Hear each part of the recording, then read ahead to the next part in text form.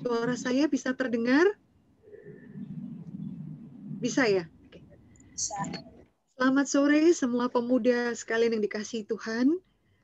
Bersyukur sekali lagi di tengah-tengah semua rutinitas kesibukan hidup kita ada waktu bersekutu seperti demikian ya. Kebenaran firman Tuhan yang berikan kelimpahan dan berikan guidance, ya, berikan tuntunan di tengah-tengah hidup muda kalian terutama. Biarlah firman Tuhan yang mengarahkan, yang memberikan tuntunan dan yang memberikan teguran, penghiburan juga di dalamnya. Mari kita sama-sama menundukkan kepala. Sekali lagi kita akan berdoa sebelum kita membaca dan mendengarkan perenungan firman Tuhan. Kita berdoa.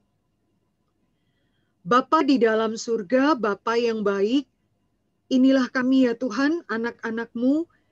Tuhan sudah kumpulkan kami, Tuhan beri kami kerinduan bersekutu bersama dengan saudara-saudara seiman. Walaupun kami sangat terbatas secara fisik Tuhan, hanya bisa memandang kamera seperti demikian, tetapi anugerah Tuhan terus menopang memelihara kami, sehingga ada waktu sebaik ini Tuhan, waktu juga untuk kami merenungkan bagian firman Tuhan. Oh Tuhan, kami sungguh berdoa mohon Tuhan memberkati kami dengan firman-Mu. Tuhan memberkati khususnya semua orang muda dengan kerinduan, dengan ketulusan, dengan kesungguhan untuk boleh diberkati oleh kebenaran firman Tuhan. Dan tolong kami ya Tuhan, beri kami kelimpahan firman-Mu. Terima kasih Bapa, Roh-Mu yang kudus bekerja di dalam pikiran kami, di dalam hati kami, dan mencelikkan iman kami untuk melihat kebenaran firman-Mu yang menopang hidup kami. Dalam nama Tuhan kami Yesus Kristus, kami sudah berdoa. Amin. Pemuda sekalian yang dikasihi Tuhan, masih di dalam seri Anugerah ya. Dan seri yang saya akan bawakan di Efesus diberikan ayatnya itu di dalam pasal 4. Efesus pasal 4, saya memilih ayat yang 17 sampai dengan ayat 32. Karena temanya dampak hidup yang diubahkan. Hidup yang diubahkan itu yang seperti apa ya. Maka mari kita melihat bagian firman Tuhan ini.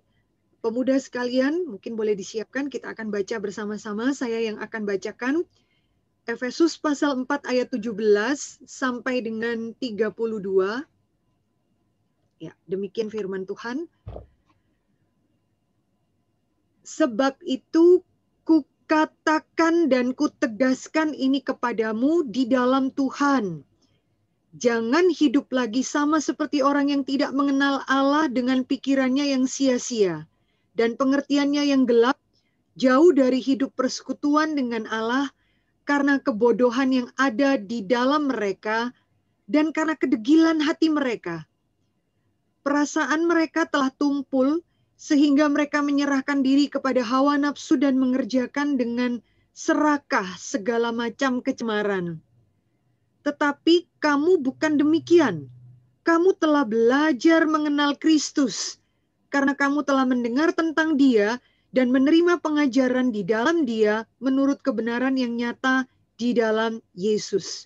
Yaitu bahwa kamu berhubung dengan kehidupan kamu yang dahulu harus menanggalkan manusia lama yang menemui kebinasaan oleh nafsunya yang menyesatkan, supaya kamu dibaharui di dalam roh dan pikiranmu, dan mengenakan manusia baru yang telah diciptakan menurut kehendak Allah di dalam kebenaran dan kekudusan yang sesungguhnya. Karena itu, buanglah dusta dan berkatalah benar seorang kepada yang lain, karena kita adalah sesama anggota. Apabila kamu menjadi marah, janganlah kamu berbuat dosa, janganlah matahari terbenam sebelum padam amarahmu, dan janganlah beri kesempatan kepada iblis. Orang yang mencuri, janganlah ia mencuri lagi, tetapi baiklah ia bekerja keras dan melakukan pekerjaan yang baik dengan tangannya sendiri, supaya ia dapat membagikan sesuatu kepada orang yang berkekurangan. Janganlah ada perkataan kotor keluar dari mulutmu, tetapi pakailah perkataan yang baik untuk membangun di mana perlu, supaya mereka yang mendengarnya beroleh kasih karunia. Dan janganlah kamu mendukakan Roh Kudus Allah yang telah memeteraikan kamu menjelang hari penyelamatan. Segala kepahitan, kegeraman, kemarahan, pertikaian, dan fitnah hendaklah dibuang di antara kamu, demikian pula segala kejahatan. Tetapi hendaklah kamu ramah seorang kepada yang lain, penuh kasih mesra dan saling mengampuni, sebagaimana Allah di dalam Kristus telah mengampuni kamu. Sampai sedemikian pembacaan firman Tuhan. Pemuda sekalian yang dikasihi Tuhan, pernahkah kamu mendengarkan orang yang mengatakan kalimat, orang Kristen cuma teori saja. Orang Kristen, kadang-kadang kita melihat ada contoh-contoh di sekitar kita dan kita katakan, katanya orang Kristen, kenapa hidupnya seperti demikian? Mungkin kalian pernah mendengarkan ya, ada kasus-kasus seperti demikian. Seperti seorang rekan saya hamba Tuhan ketika dia menginjili seorang yang sakit di rumah sakit. Ada momen setiap Jumat pagi pergi ke rumah sakit dan dia masuk ke dalam satu ruangan. Ada seorang bapak yang tergeletak sakit, istrinya menjaga. Lalu dia menawarkan diri untuk berdoa dan sebelum itu mengabarkan Injil. Cerita tentang Tuhan Yesus, tentang kasih Tuhan, tentang pertolongan Tuhan, pengampunan Tuhan.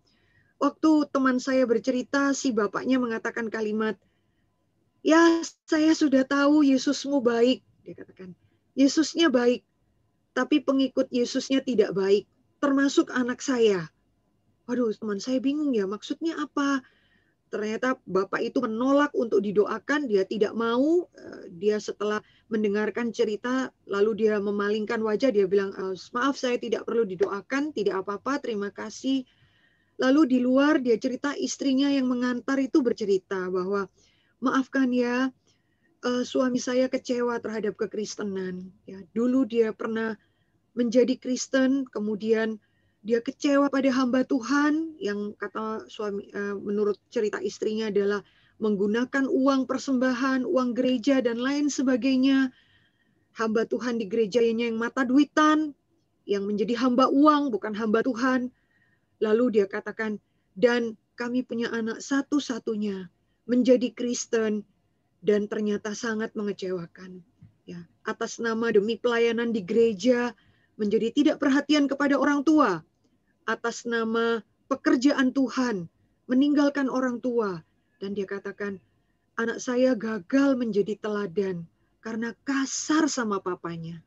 Ya, pemuda sekalian, kamu mungkin akan menemukan dan bisa menambah panjang ya daftar-daftar bagaimana kita akan menemukan sekeliling kita bagaimana orang-orang Kristen dengan identitas Kristen dan kehidupan dan perilaku yang jauh sekali dari identitasnya, jauh sekali dari panggilan yang sebenarnya Tuhan berikan kepada dia.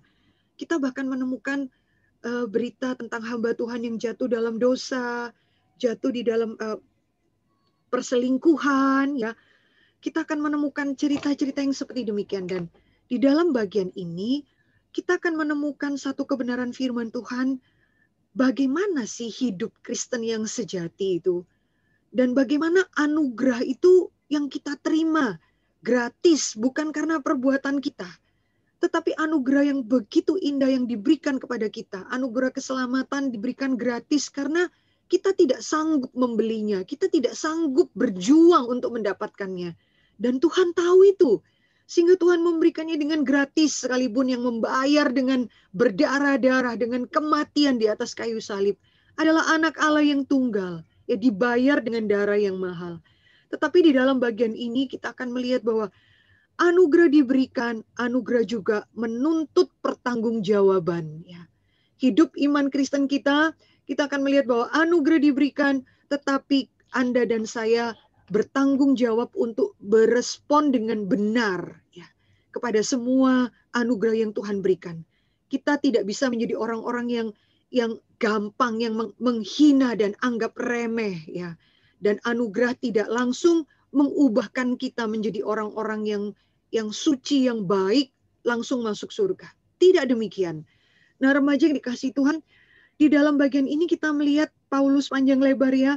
Sebab itu kukatakan dan kutegaskan kepadamu. Ya, Paulus katakan, jangan lagi hidup seperti orang-orang yang tidak kenal Tuhan. Paulus memberikan sesuatu yang strict. Ya, Paulus katakan sesuatu yang bukan cuman kukatakan, tetapi Paulus memberikan penekanan. Hal ini menjadi kutegaskan. Betapa pentingnya supaya kamu yang sekarang mengatakan, saya mendapat anugerah, saya ditebus dengan darah yang mahal, saya orang Kristen, adalah orang-orang yang tidak boleh menghina kebaikan Tuhan. Dengan cara apa? Kamu hidup tidak boleh lagi seperti orang-orang yang tidak kenal Tuhan.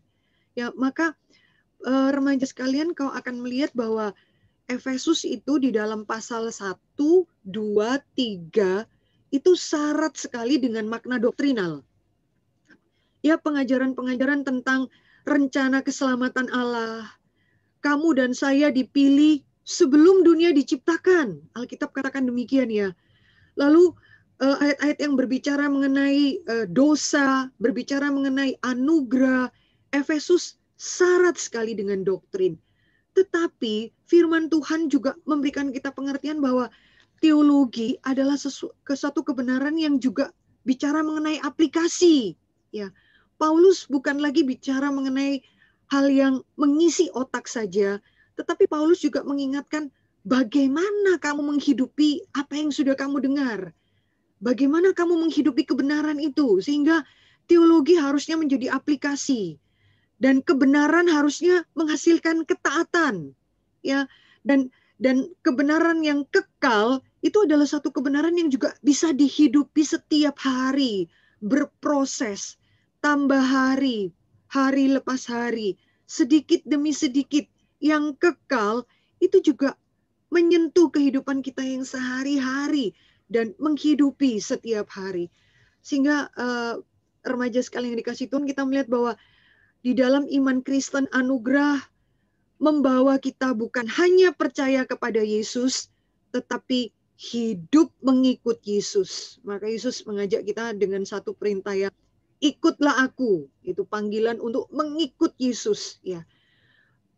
Bagaimana Yesus berpikir, bagaimana Yesus bertindak, bagaimana Yesus memperlakukan orang berdosa, bagaimana Yesus mentaati kehendak Bapa lebih daripada apapun. Maka itulah seharusnya yang menjadi kehidupan Kristen kita.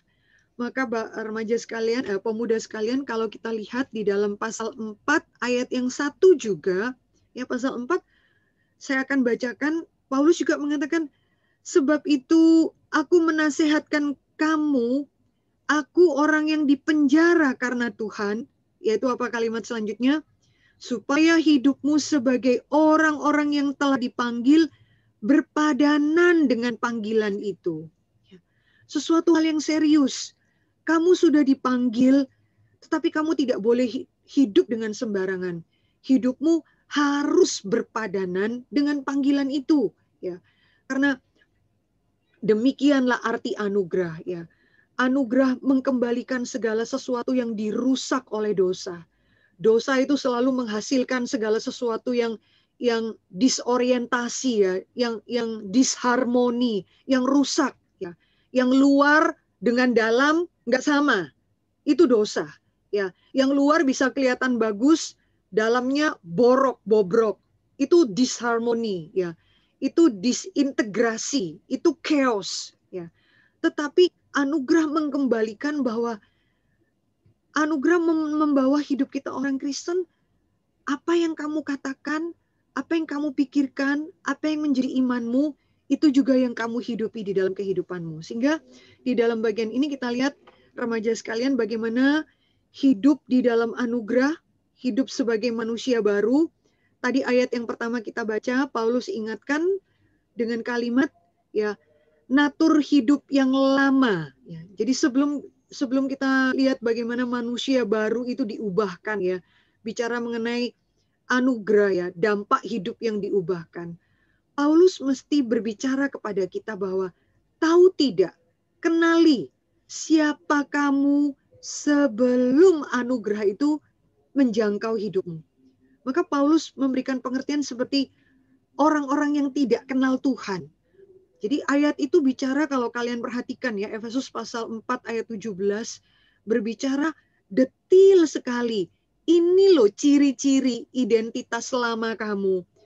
Dan firman Tuhan itu seperti kaca ya, yang memantulkan wajah kita dan menolong kita untuk melihat, iya itu gua banget tuh. Saya yang lama kayak begitu. Itu saya banget. Yang seperti apa? Ya, kalau kalian lihat ayat yang ke-17, ayat 18, tipe-tipe manusia yang lama, orang-orang yang hidupnya tidak mengenal Tuhan, ada berapa item di situ? Apa berapa variabel di situ? Orang-orang yang seperti apa? Ayat 17, bisa kau lihat ciri-ciri ya, mengenali identitas yang lama sebelum kita bicara hidup yang diubahkan. Hidup-hidup yang lama, jangan-jangan hidup yang lama itu prosentasenya masih jauh lebih besar dalam kehidupan kita. Walaupun kita orang Kristen, walaupun kita ke gereja. Hidup yang seperti apa? Perhatikan ayat 17. Ya. Orang yang pikirannya sia-sia.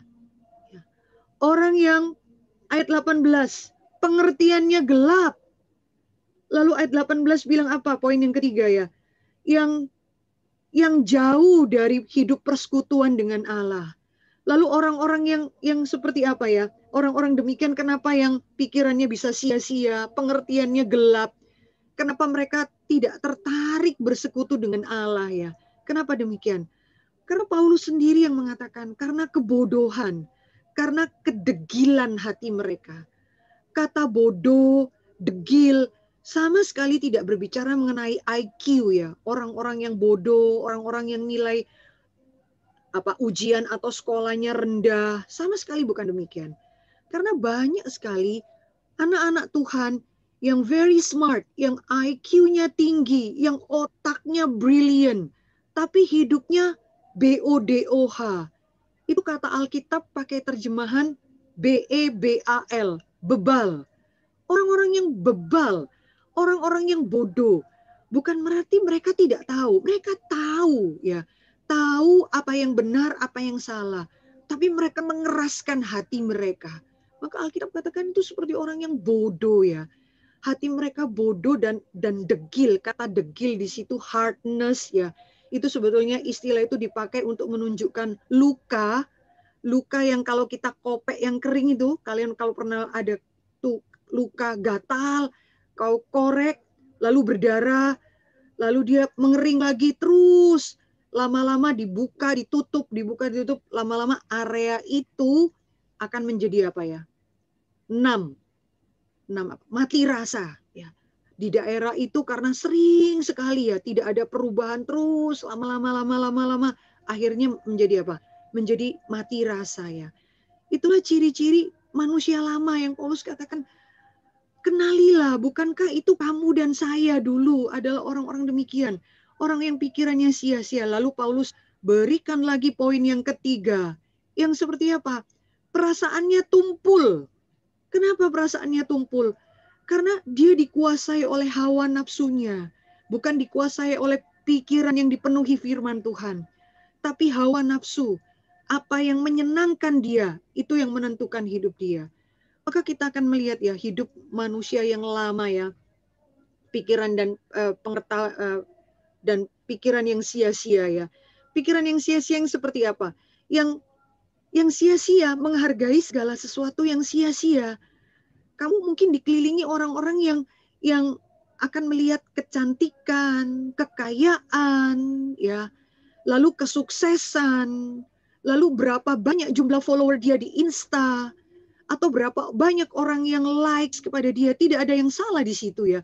Tetapi menjadi salah jikalau itu menjadi segala-galanya ya.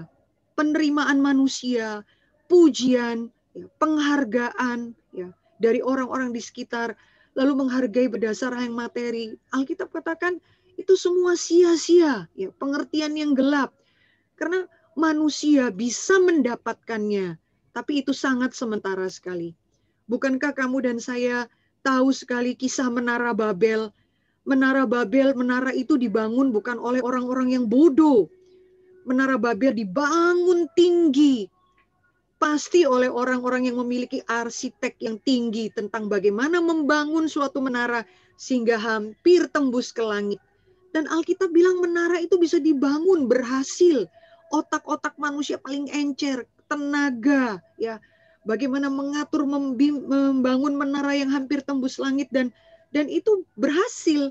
Mereka hampir saja tembus ke langit, lebih tepatnya tembus awan kali ya, lebih tepatnya demikian.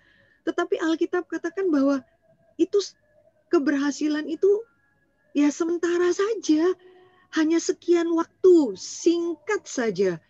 Karena Tuhan melihat dari langit dan Tuhan tidak berkenan akan kepintaran dan kesombongan orang-orang di Menara Babel. Dan Tuhan tidak perlu kirim malaikat untuk menghancurkannya. Tuhan hanya kirim apa? Ketidakmengertian dalam hati orang-orang di Babel. Yaitu apa? Mereka saling tidak mengerti bahasa masing-masing. Mereka bisa membangun menara tinggi sampai ke langit. Tetapi temannya, sahabatnya yang paling dekat dengan dia, tidak memahami apa yang dia katakan. Sehingga menghasilkan apa? Menghasilkan sesuatu chaos. Menghasilkan mereka saling menghancurkan.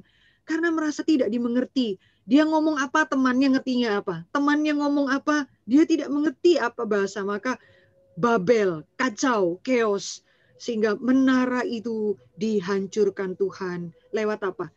Kehancuran di dalam hati manusia. Sehingga kita akan menemukan demikianlah kehidupan yang lama. Yaitu pengertian yang gelap, pengertian yang apa? Nggak ada kaitannya dengan Tuhan.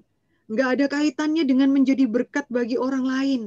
Pikirannya cuman, ya asal saya senang aja. Ya, hanya menghargai apa yang it makes me happy, ya, that's it enough, ya, it is enough, itu cukup, ya. Mereka tidak akan memikirkan hal-hal yang lain, apalagi tentang Tuhan. Dan pikirnya, kan saya nggak merugikan orang lain, ya, kan nggak ada merugikan orang lain. Saya nonton video porno yang nggak ada hubungannya lah. Ngapain kamu ngurusin saya? Kan saya nggak ambil uang kamu. Saya juga nggak merugikan kamu. Satu pengertian yang sia-sia, dan kata Alkitab itu mati rasa. Alkitab memberikan orang yang pikirannya tidak mengenal Tuhan itu ya, sampai mereka itu tidak punya rasa malu. Karena apa? Perasaannya itu tumpul. Mereka tidak lagi punya rasa malu.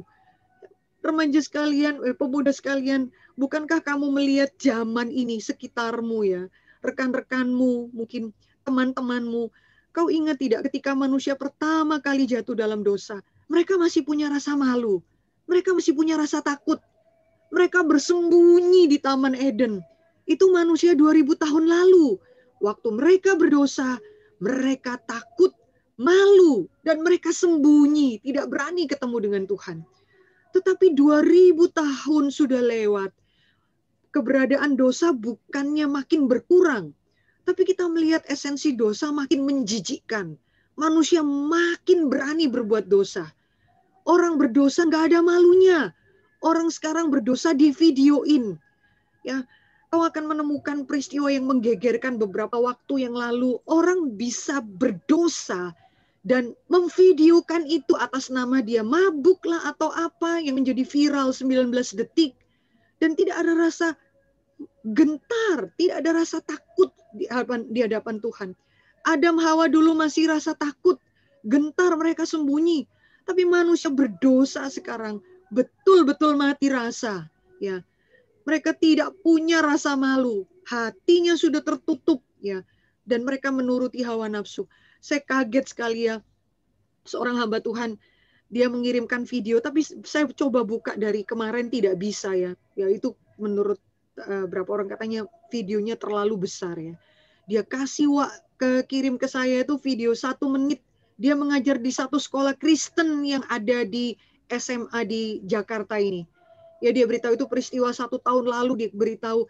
Saya bilang udah deh nggak usah disebar-sebarkan, kalian guru selesaikan ini baik-baik. Video apa saudara? Anak di SMA Kristen kelas 3 membuli temannya perempuan.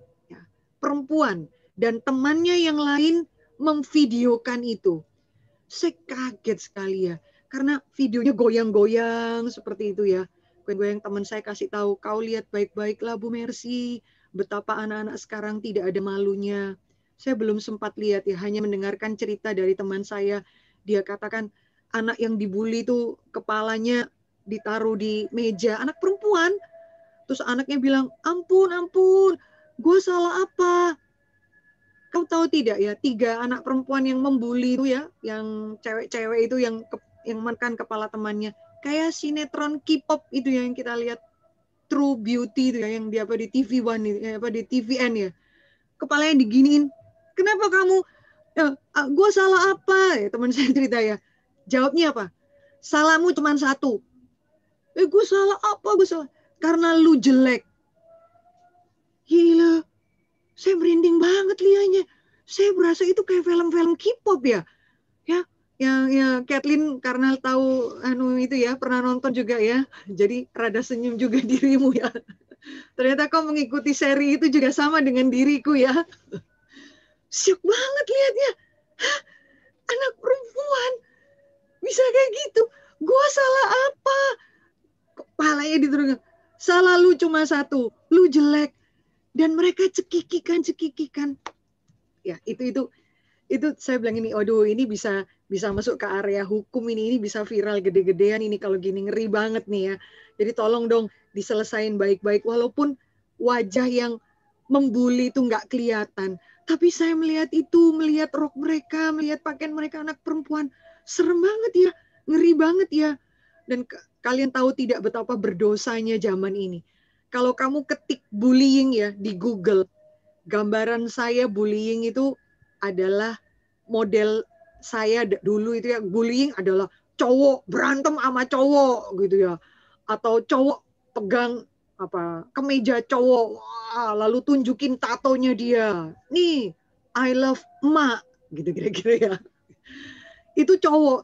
Tapi sekarang bullying itu bukan lagi cowok, dan jauh lebih banyak adalah apa, cewek, and they are proud ya, mereka bangga gue bisa menganiaya yang lain.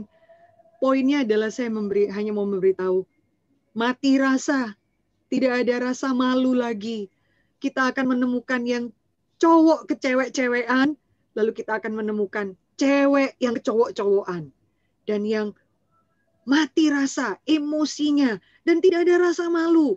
Bahkan kau akan menemukan beberapa di sekeliling kita, mereka tanpa malu berbuat dosa, memvideokan, dan memviralkan itu hanya demi apa? Hanya demi mendapat perhatian dari dunia ini. That's it ya. Itu sesuatu yang menyedihkan, dan mari kita akan melihat bagaimana Paulus mengajak kita untuk melihat bahwa setelah kamu mengetahui identitasmu yang lama, kebiasaanmu yang lama, maka Paulus kemudian mengajak kita untuk melihat bahwa tetapi ayat yang ke-20, tetapi kamu bukan demikian. Kamu bukan demikian. Ya, mungkin dulu kamu seperti itu. Lalu Paulus katakan, kamu bukan demikian, ayat 20. Kamu telah belajar mengenal Kristus. Ya. Kamu telah belajar mengenal Kristus. Dan ayat di bawahnya kau akan melihat bahwa, dan mengenakan manusia yang baru. Sehingga kita bukan cuma mengetahui, oh itu saya manusia yang lama. Ya, tapi kemudian pelan-pelan Paulus mendesak kita untuk apa? Put off and then put on. Ya, put off, menanggalkan. Ya, menanggalkan ya, put off, meletakkan semuanya. Lalu kemudian Paulus mendesak juga untuk apa? Mengenakan manusia yang baru ya. Saudara-saudara, kita mesti melepaskan itu semua. Itu sebenarnya gambar di situ seperti gambaran orang yang mencopot pakaian ya, meletakkan ya. Tapi sebenarnya di dalam Kristus itu kita bukan sekedar meninggalkan manusia yang lama seperti mencopot pakaian ya, tetapi juga hati kita ya, mengubahkan hati kita, bukan sekedar di luar, tetapi mengubahkan yang di dalam ya, di dalam hati kita yang diubahkan. Ada seorang anak ya, dia melihat bunga, kuncup bunga itu mau mekar, dia pikir lama banget sih bunga ini mau mekar, maka dengan caranya dia menggunakan jari-jarinya lalu memegang kuntum bunga itu, kelopak bunga itu yang akan merekah, dia nggak sabar nunggu, kemudian dia koyak, dia berusaha untuk membuka. Apa yang terjadi? Kelopak bunga itu jatuh rontok, dan kemudian apa? Bunga itu menjadi layu dan mati. Dan si anak tanya kepada mamanya, "Mama, loh saya kan mau membuka kelopaknya, kenapa bunganya makin mati, malah mati?" Mamanya menjawab kepada anaknya yang SD dengan kalimat yang bijaksana ya. Mamanya katakan apa? "Nak, bunga itu diciptakan Tuhan, dibuka dari dalam, bukan dibuka dari luar." Saya pikir itu analogi yang baik ya. Dibuka dari dalam, bukan kamu paksa dibuka dari luar. Maka kelopak bunga itu ketika dibuka dari dalamnya yang terbuka, maka akan memancarkan aroma bunga yang wangi, akan memancarkan rona kelopak yang bagus sekali. Kenapa? Bukan dibuka dari luar, tetapi dibuka dari dalam. Maka remaja sekali yang dikasih Tuhan, hidup baru dampak anugerah itu membuat kita itu meletakkan yang lama, sekaligus kita mengenakan yang baru. Ya, kita nggak bisa jadi orang Kristen cuman memikirkan, Tuhan ampunilah dosa-dosaku ya Tuhan. Tuhan, saya sudah berdosa, kehidupan seks saya tidak beres, saya minta ampun Tuhan. Saudara tidak bisa hanya berhenti di dalam put off ya, menanggalkan manusia yang lama, lalu mengakui dosa. Tetapi saudara juga harus mengenakan, put on ya, mengenakan manusia yang baru. Ada komitmen yang baru. Bukan cuma menulis dosamu di selembar kertas ya, menulis lalu membakarnya, membuang. Tidak. Kau harus mengambil kertas yang baru dan berkomitmen. Tuhan, hidup yang baru di depan. Saya mau seperti ini Tuhan. Tuhan pimpinlah saya seperti ini. Kalian masih ingat cerita tentang Zakius? Zakius ketika perjumpaan dengan Tuhan, hatinya diubahkan Tuhan. Ketika dia mau mengikut Tuhan, perubahan yang terjadi adalah apa? Zakius meninggalkan kebiasaan hidupnya yang lama. Tapi Zakius juga put on, meletakkan komitmen yang baru ya. Pada waktu Zakius bertobat, Zakius memberikan satu komitmen yang luar biasa. Dia katakan, Tuhan, setengah dari milikku akan aku berikan kepada orang-orang yang miskin. Ya, itu saudara akan melihat ada komitmen yang baru. Dia bukan cuma merasakan saya tidak layak, saya berdosa. Oh, Tuhan memanggil namaku Zakius. Bukan cuma itu. Oh, dia mengenal namaku. Siapa aku? Siapa dia? Kenapa dia menyebut namaku Zakius? Bukan cuma berhenti di situ menyadari anugerah. Tapi Zakius memberanikan diri mengambil komitmen. Dan dia katakan, setengah dari milikku. Dan dia juga memberikan komitmen, Tuhan, jikalau ada orang yang kutipu dan yang kuambil uangnya, aku akan ganti 4 kali lipat. Ya, saudara akan melihat perubahan yang dahsyat. Ada sesuatu yang generous keluar. Kalau dulu dia pemungut cukai, dia mengambil barang orang, dia mengambil upeti, ya, dia mengambil pajak bahkan berlebih kemungkinan besar dari orang-orang Israel. Tapi kini di dalam Tuhan, ya dia tidak lagi mengambil, tetapi dia memberi. Itu yang di Paulus maksudkan di dalam bagian ini. Sehingga remaja sekalian yang dikasih Tuhan, saya mau share screen ya.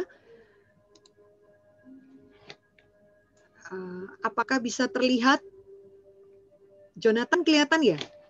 Ya, oke, thank you. Ya, saya butuh feedback balik.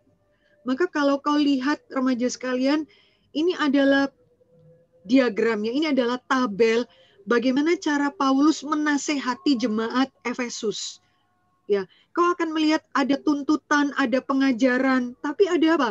Ada praktika hidup juga. Ya, Paulus tidak hanya bilang tidak boleh bohong.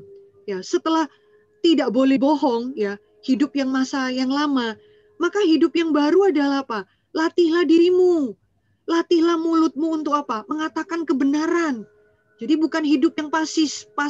Pokoknya saya nggak bohong deh, saya nggak bohong. Kalau saudara nggak mau bohong, latihlah dirimu, ya, put on, mengenakan. Lalu Paulus sendiri yang katakan, ya, kamu jauhilah dusta dan berkatalah benar. Bukan cuman saya nggak bohong loh ya, saya nggak bohong ya. Maka berkatalah benar. Ya, saudara menjadi pemuda-pemuda yang berani untuk mengatakan kebenaran di dalam kantormu, di dalam pekerjaanmu. Ya banyak kali di dunia kerja kamu tidak berani mengatakan kebenaran. Karena apa? Beresiko. Ya. Kamu nanti takut dianggap sok alim, sok suci, sok baik. Jadi kamu sendiri kadang-kadang playing safe. Udah deh, gue nggak mau ikut-ikutan deh. Terserah dia hidupnya mau jelek, mau buruk ya. Dia mau korupsi, saya nggak mau tegur dia.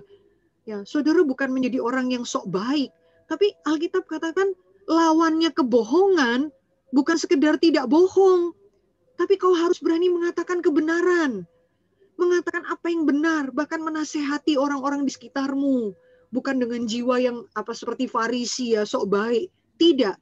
Tapi coba saudara pikirkan, apakah hidup barumu sekarang saudara punya keberanian untuk mengatakan kebenaran? Apakah kamu punya keberanian untuk mengabarkan Injil juga kepada keluargamu, yang mengatakan kebenaran kepada mereka bahwa tanpa Yesus hidupmu sia-sia, hidupmu binasa? Apakah saudara berani mengatakan itu? Dan Paulus juga memberitahu alasannya. Kenapa? Karena kita sesama anggota tubuh Kristus. Mereka bukan musuhmu. Kita sama satu tubuh. Ya, di dalam Tuhan mereka saudara-saudara seiman, mereka bukan musuh. Mereka sesama anggota. Ya, Paulus berikan. Kalian perhatikan ya ayat itu terus ayat 26, 27. Paulus katakan jangan marah. Ya, jangan marah. Ya. Lalu kenapa Paulus katakan setelah jangan marah, lalu yang benar adalah apa? Lalu orang Kristen nggak boleh marah gitu ya. Lalu terus biarin aja orang injek kaki kita, orang ngebully kita, lalu kita ngapa-ngapain nggak bisa berbuat apa-apa, jadi orang yang stupid gitu ya, jadi orang yang menghina, membiarkan diri dihina. Tidak, Paulus katakan kalau kamu marah jangan sampai matahari terbenam. Jadi orang Kristen boleh marah nggak? Boleh. Ya, Musa yang begitu lembut hati pun marah. Yesus marah, ya. Tetapi Alkitab katakan kalau kamu marah jangan sampai berdosa. Ya ingat, kalau kita marah jangan ngata-ngatai orang. Kalau kita marah jangan keluar kalimat makian dari mulut kita. Ya kalau kita marah jangan mendendam. Nah, jadi mengenakan sesuatu yang baru, ya. Supaya apa alasannya? Supaya tidak memberi kesempatan pada iblis. Kamu jangan mencuri, begitu seterusnya ya. Maka kalau nggak mencuri, kemudian apa? Ya udah deh, gue nggak mencuri, duduk-duduk aja di rumah, nontonin papa mama yang kerja, malas-malasan, main game. Enggak, Paulus katakan, kamu tidak boleh mencuri. Dan harusnya apa? Gantinya adalah apa? Ayat di bawahnya kalau lihat ya. Kamu harus, orang yang mencuri, janganlah dia mencuri lagi. Tetapi harus apa? Bekerja keras dan melakukan semua pekerjaan dengan baik. Jadi, ada tuntutan. Apakah kamu itu punya kerinduan bekerja keras? Apakah kamu punya kerinduan Tuhan? Ya aku nih sudah orang tuaku membiayai kuliahku sampai sekarang. Harusnya ada bagian Tuhan gerakkan hatiku untuk tidak selalu terima tanganku di bawah, menerima dari orang tua. Beri aku hati yang juga mau bekerja keras. Apakah ada hal itu dalam dirimu ya? Ya. Maka saudara akan melihat Paulus mengatakan kamu tidak boleh berkata kotor ya, tidak boleh berkata kotor. Ya udah, kemudian nggak usah berkata kotor, kemudian kita nggak mau berteman dan lain sebagainya, tidak. Tapi harus ada perkataan yang membangun. Nah, pikirkanlah, ya, apakah perkataanmu itu perkataan yang membangun? Orang mendengarkan kamu berkata-kata, orang itu diteguhkan. Apakah kamu memberikan kalimat yang mensupport, memotivasi dia untuk bertumbuh? Ya, ya. Kalau sudah nggak mau memaki, ya keluar kalimat apa dari mulutmu? Supaya apa? Supaya orang yang mendengarkan kata-katamu beroleh kasih karunia. Begitu seterusnya ya. Begitu indahnya Efesus pasal 4 ya. Paulus memberitahu hal yang praktis, tetapi Paulus juga memberitahu bahwa nggak boleh ada kepahitan, jangan ada kegeraman, jangan ada fitnah. Ayat 31, 32. Jangan ada fitnah di dalam diri kalian. Lalu mengenakan manusia yang baru apa?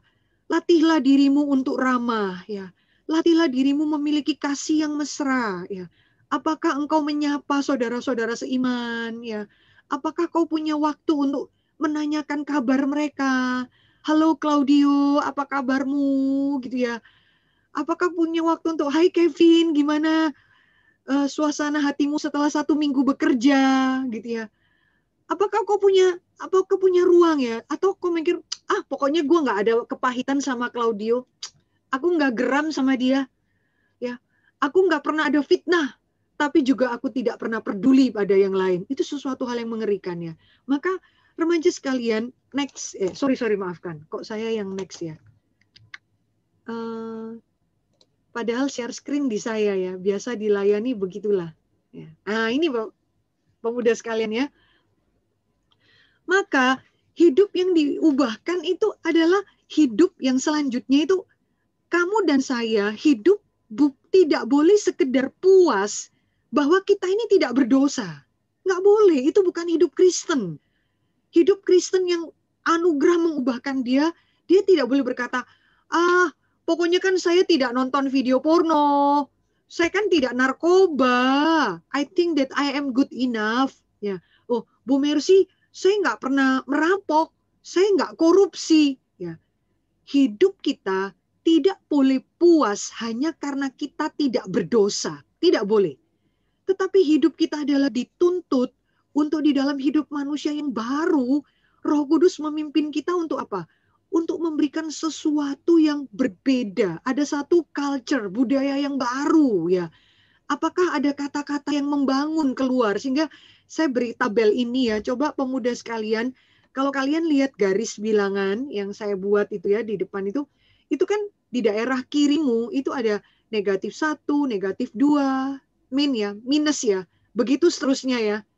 Lalu di area tengah-tengah itu yang merah adalah nilai apa? 0 ya.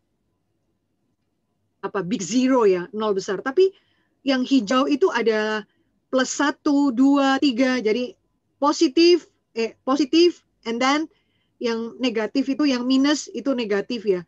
Nah, kadang-kadang kalian dan saya itu hanya di dalam hidup yang bangga tanpa sadar bahwa hidup kita tuh sebenarnya masih manusia yang lama.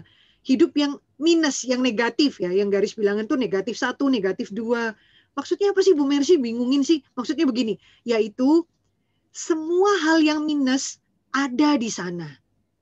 Pikiran yang sia-sia, matre, pengertiannya gelap, ya, hawa nafsu, ya, lalu kata-kata kotor di situ, ya, itu manusia yang lama, itu hidup yang negatif, yang minus.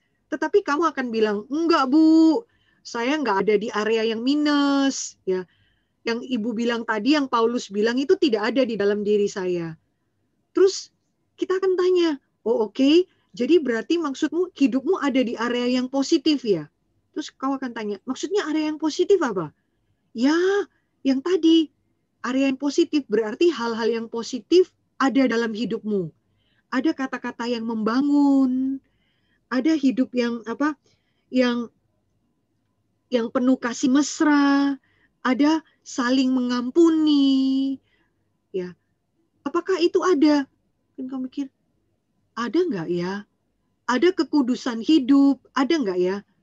Dan celakanya kadang-kadang sebenarnya kita tidak ada di area yang minus. Jadi nggak minus hidup rohani kita, nggak ada narkoba dan lain sebagainya. Tapi celakanya nggak ada juga yang positif, yang plus, nggak ada.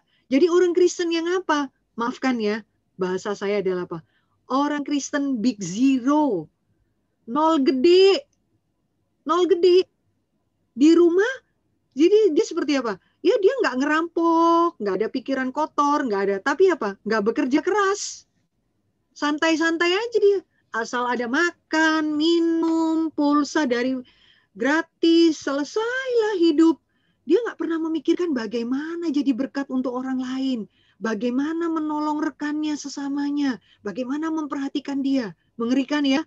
Nah, area 0 besar, area ini tidak dingin dan juga tidak panas. Ini yang Alkitab bilang dimuntahkan oleh Tuhan. Itu sebetulnya sangat menakutkan, itu sangat menyedihkan. Karena sebenarnya banyak kali hidup kita adalah hidup yang 0 besar.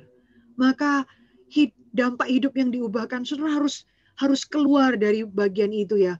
Keluar, dan puncaknya Paulus memberikan nasihat bahwa hidup yang diubahkan adalah hidup yang apa? yang tidak mendukakan Roh Kudus. Ingat baik-baik, ya, di dalam kekristenan Allah memimpin kita bukan di luar kita, tetapi di dalam kita, ada bersama-sama dengan kita, di dalam hati kita, di dalam hidup, di dalam pikiran kita, Roh Kudus. Dan dosa orang Kristen yang paling besar adalah menghina pekerjaan Roh Kudus, mendukakan Roh Kudus. Itu masih bisa dilakukan oleh anak-anak Tuhan.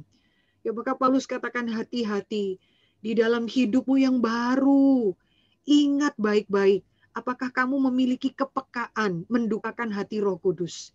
Hidup kita yang baru di dalam anugerah bukan lagi diikat dengan kita melakukan semua hal yang moral, diikat dengan rasa takut atau ingin mendapat berkat.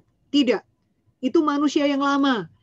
Manusia yang lama hidupnya nggak ada kaitannya dengan pekerjaan Roh Kudus. Mereka bisa beramal, mereka bisa tampak hidup baik, mereka kata-katanya lemah lembut, bagus sekali. Tapi mereka lakukan itu hanya karena apa? Dua hal ya. Yaitu apa? Takut hukuman atau apa? Mengharapkan berkat. Saya ingat waktu di Bali ya, waktu pelayanan di Bali, tas saya ketinggalan di satu tempat di pasar ya, di pasar tradisional di Bali ya. Sampai mobil, sampai di rumah malah. Saya bilang, aduh, tas saya berisi dompet dan barang berharga ada di situ. Terus teman kami jemaat di Bali dia katakan, Bu Mercy masih ingat nggak di toko mana? Soalnya ini udah malam, pasarnya udah tutup. Saya masih ingat. Terus dia katakan apa? Tenang Bu Mercy. Gitu. Dompet ibu pasti masih ada di tempat itu. Waduh, jangan-jangan kamu malingnya nih. Kok bisa kamu tahu begitu? Oh, dia bilang gini, tenang Bu, di toko ibu yang tadi ibu sebutkan, itu adalah masih tokonya orang Bali asli. Dia katakan demikian. Masih orang Bali asli sekali di situ. Ibu perhatikan cara ibu itu tadi bicara, ibu perhatikan dia masih menaruh sesajen-sesajen di depan, ya. Lalu ada beberapa beras-beras, ibu lihat dia beri bunga-bunga di depan, di ujung ada gapura kecil sebelum kita masuk tokonya. Iya. Tenang saja Bu, besok kita datang, dompet ibu pasti masih ada. Dan bener loh, besoknya dianterin pagi-pagi ya, si ibu itu tua, buka, dia menyapa, dia lagi bakar juga, lagi ada sesajen kecil-kecil ya dengan apa itu daun kelapa kuning yang dibungkus itu ya, dia beri bunga. Saya kagum banget. Saya bilang, Bu, terima kasih ya. Dia bilang dengan bahasa Bali, saya tunggu-tunggu kamu ya. Terus saya tanya sama teman saya, loh kok bisa gitu ya? Terus dia bilang apa? Jangan lupa Bu, Ibu masih di Bali. Maaf ya, bukan di Jawa. Waduh, saya tersinggung nih. Waduh, kenapa masih di Bali? Dia bilang apa? Orang Bali yang masih asli, yang masih, maafkan ya kalau saya sebutkan istilah Hindu, bahkan yang masih animisme dan dinamisme, yang masih campur aduk agamanya dengan hal-hal yang animisme, dinamisme, mereka takut sekali melakukan hal yang dosa. Oh ya, karena apa? Takut karma. Takut apa? Takut kutuk apa? Takut karma ya. Takut karma ya. Mereka nggak akan melakukan itu. Kenapa? Mereka takut itu akan berbalik kena ke mereka. Jadi mereka sangat takut.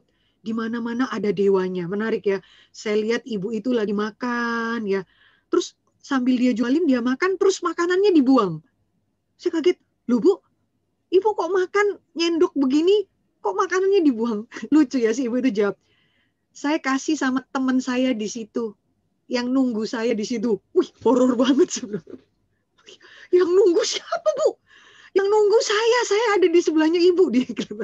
Terus dia senyum, bukan, ada penunggunya di situ. Jadi seru ya, dia makan, abis gitu makan enak. Ya, dia yang jaga saya, kasihan ya. Kadang-kadang agama campur dinamisme, animisme itu kasihan ya. Jadi yang jaga dia itu dikasih makanan sisa-sisa, yang enak-enak ayam, yang itu dia yang makan. Nanti sisa tulang dikit, plung, lemparin. Kesian banget ya.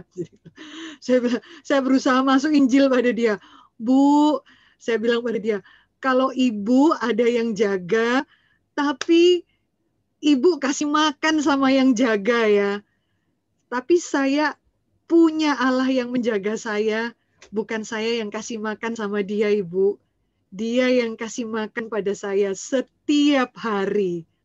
Ibu itu taruh sejenak potongan ayam yang kedua, dengerin saya berusaha PI, tapi dia masih belum mau sungguh-sungguh terima Tuhan. Tapi saya tetap cerita, ya lewat cara dia makan. Nah itu yang demikian ya Bapak Ibu Saudara. Maka kisah itu menjadi berkenan. Oh iya, hidup moralnya baik banget. Dia nggak berani, tapi karena apa? Karena takut karma, takut hukuman. Ya takut apa? Nggak diberkatin sama penunggunya. Ya, tapi kita hidup Kristen kita bukan ketakutan dihukum Allah seperti itu, bukan. Atau kita berharap berkat. Tuhan, saya beri persembahannya 100.000. Tuhan janji ganti apa? Berkali lipat ya 100.000 10 kali lipat, ntar minggu depan jadi 1 juta ya Tuhan. Nah, saudara bisnis sama Tuhan ya. Saudara kasih ikan teri, harap dapat ikan kakap, kurang ajar sama Tuhan. Bukan demikian ya, bukan berharap berkat seperti itu hina sekali. Tapi kita lakukan segala sesuatu karena kita tidak mau mendukakan Roh Kudus.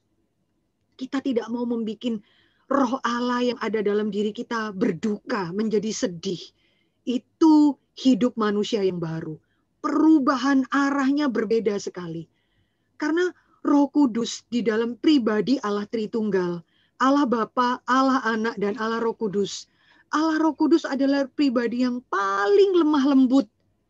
Allah Roh Kudus bekerja berbeda dengan prinsip iblis atau kuasa setan bekerja. Kalau iblis kuasa setan bekerja, itu menguasai kamu, merasuk kamu, membuat kamu dan saya itu tidak sadar. Itu pekerjaan setan. Orang kalau dikuasai setan, orang nggak sadar. Mereka melakukan hal-hal yang lucu, hal-hal yang mencelakai dirinya, karena dia dirasuk oleh setan. Ya, saya dibesarkan di Madura, sering kali melihat upacara-upacara seperti itu ya. Orang memasukkan pisau ke mulutnya. Setelah sebelum ini dia kayak diguna-gunain supaya roh-roh itu masuk dalam diri dia. Dan setelah dia sadar, saya tanya sama teman saya ya, waktu itu yang dia SMA, dia tanya, kamu lu tadi nggak rasa apa-apa ya, terus dimasukin api, saya lihat lidahnya, ya itu traumatik ya buat saya. Dia senyum-senyum, enggak tuh, saya nggak sadar apa-apa. Emang tadi apa yang terjadi? Ya zaman itu, kalau zaman sekarang udah divideoin kali ya, udah viral ya. Saya sampai sekarang masih ingat mukanya. Dia bilang, saya nggak tahu tuh. Tapi saya cerita, kamu tadi dimasukin loh sama bapak itu api dan lain sebagainya. Itu pekerjaan setan. Ya. Itu pekerjaan iblis. Waktu iblis bekerja, orang dibikin tidak sadar. Tetapi waktu Roh Kudus bekerja itu begitu memberikan kesadaran kepada kamu. Dan kesadaran itu diberikan begitu luas sehingga kamu dan saya bahkan bisa mengeraskan hati. Bahkan akhirnya bisa apa? Mendukakan hati Roh Kudus. Mengeraskan hati, maka Paulus katakan hati-hati ya. Jangan ada semua hal yang buruk itu di antara kamu, supaya kamu tidak mendukakan hati Roh Kudus dan memadamkan roh. Ya, jangan mendukakan Roh Kudus. Ingat baik-baik bahwa kita makin dewasa di dalam Tuhan. Ya, Roh Kudus bekerja di dalam hati kita, melembutkan kita, mengingatkan akan firman Tuhan. Tapi apakah kita bisa mengeraskan hati? Bisa. Dan Roh Kudus tidak menekan kita memperlakukan seperti robot. Tidak. Roh Kudus bisa undur dari hadapan kita, berduka, dan kita bisa memadamkan roh. Dan kita terus bisa melakukan dosa itu. Kita tahu harus mengampuni. Tapi kita katakan, sorry deh Tuhan, saya bukan Tuhan. Tuhan Yesus mengampuni murid-murid, yaitu Tuhan. Tapi saya bukan Tuhan. Sorry, saya nggak akan mau mengampuni Tuhan. Saya butuh waktu. Dan saudara bisa melakukan itu. Ya saudara tahu apa yang baik. Tapi saudara masih mengeraskan hati. Dan ingat, kita hidup di dalam manusia baru. Kiranya kita hidup di dalam hati yang Tuhan. Lembutkanlah hatiku. Tuhan, berikanlah aku kepekaan. Tuhan, ingatkanlah aku bahwa hidupku harus sesuai dengan panggilan yang Tuhan berikan. Tuhan, ingatkanlah aku bahwa Tuhan memberikan desain lebih agung, lebih mulia. Aku harusnya hidup melayani Tuhan, menjadi berkat, bukan sekedar tidak berbuat dosa. Pemuda sekalian, Tuhan memberkati kita ya, di dalam seluruh kehidupan kita, sehingga hidupmu berpadanan dengan panggilan yang Tuhan berikan. Sehingga biarlah melihat hidupmu, ya, nama Tuhan dipermuliakan.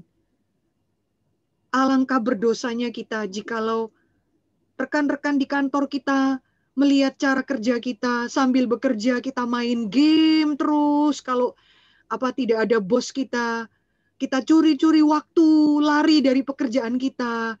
Lalu mereka melihat kita dan mengatakan, hidup Kristen adalah hidup yang sia-sia. Mereka mengatakan, Tuhan mengampuni dosa mereka. Justru mereka lebih berani berbuat dosa. Saya tidak mau jadi Kristen. Jangan sampai kita mempermalukan Tuhan. Kiranya Tuhan memberkati kita, ya, hidup sesuai dengan panggilan yang Tuhan berikan. Mari kita tundukkan kepala, kita sama-sama masuk di dalam doa.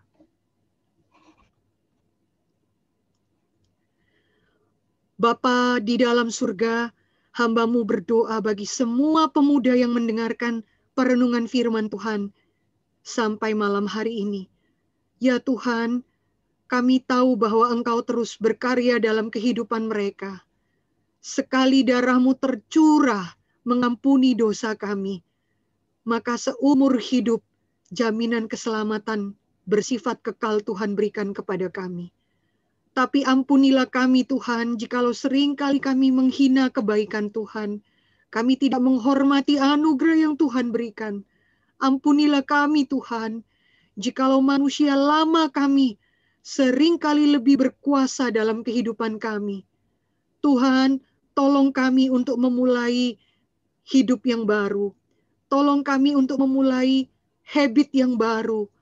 Tolong kami Tuhan untuk memiliki kesukaan hidup di dalam hidup yang baru. Dan jikalau kami jatuh di dalam dosa yang lama Tuhan, jikalau kami jatuh di dalam kebiasaan manusia lama kami, biarlah Roh-Mu yang kudus bekerja dalam hati kami Tuhan, menghancurkan hati kami, mengingatkan kami akan firman Tuhan, dan menolong kami Tuhan untuk mengenakan manusia yang baru, mendisiplin hidup kami. Tuhan, pimpinlah kami. Tuhan, berkatilah kami.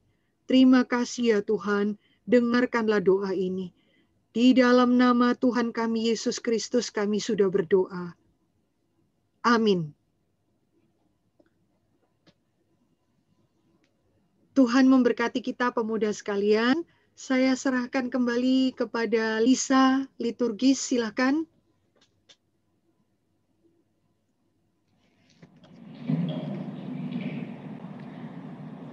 Bersyukur atas kebenaran firman Tuhan yang telah kita dengar.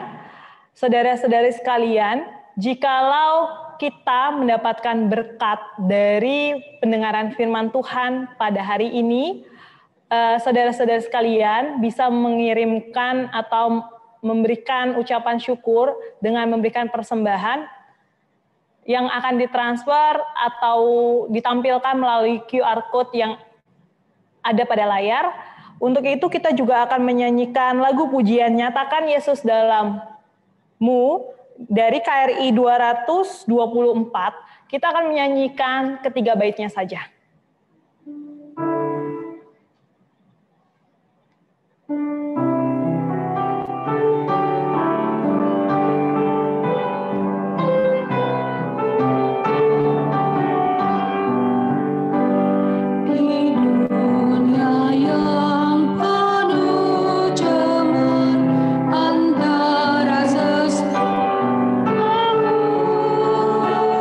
Hiduplah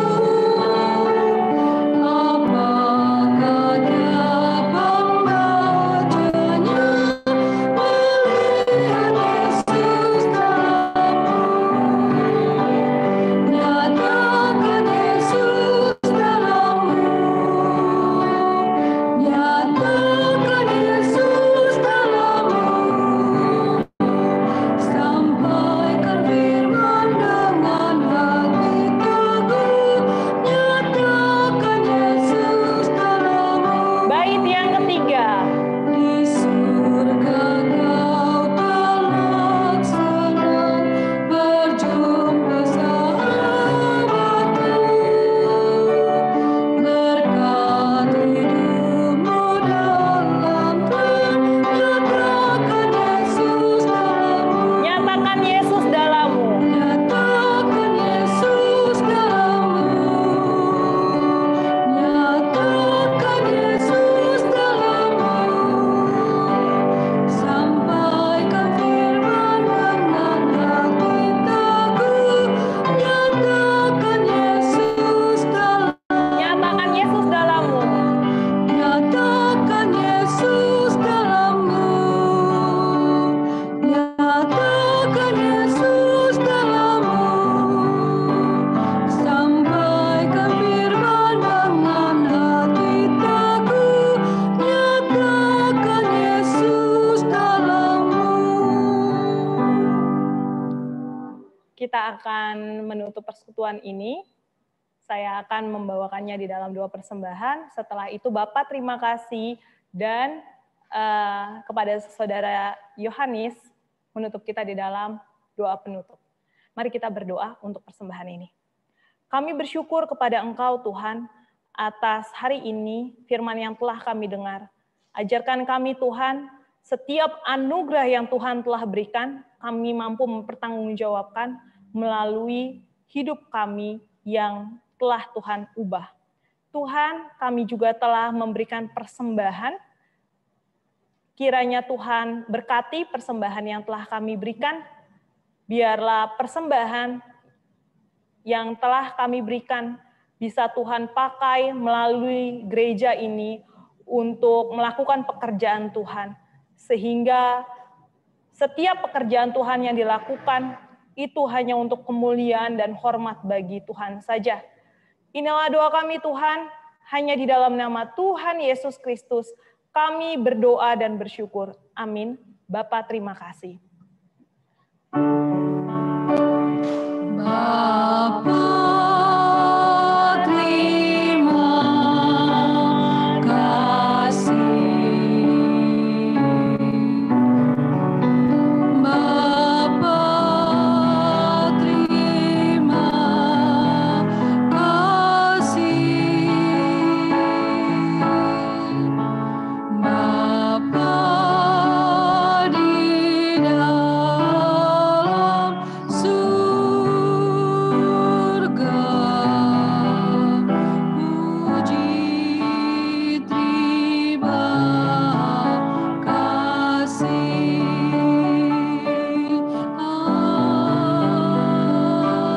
Amin. Silakan kepada saudara Yohanes. Saudara-saudara, marilah kita kembali ke dalam kehidupan kita masing-masing. Lakukanlah kebenaran firman Tuhan yang sudah kita dengarkan melalui hamba-Nya Vikaris Mercy. Dan jadilah saksi dimanapun kita berada. Dan mari kita arahkan hati kita dan kita berkat dari Tuhan. Kiranya damai sejahtera dari Allah Bapa kita, kasih karunia daripada Tuhan kita Yesus Kristus, dan persekutuan kekal di dalam Roh-Nya yang kudus, kiranya menyertai kita mulai hari ini kekal selama-lamanya. Amin.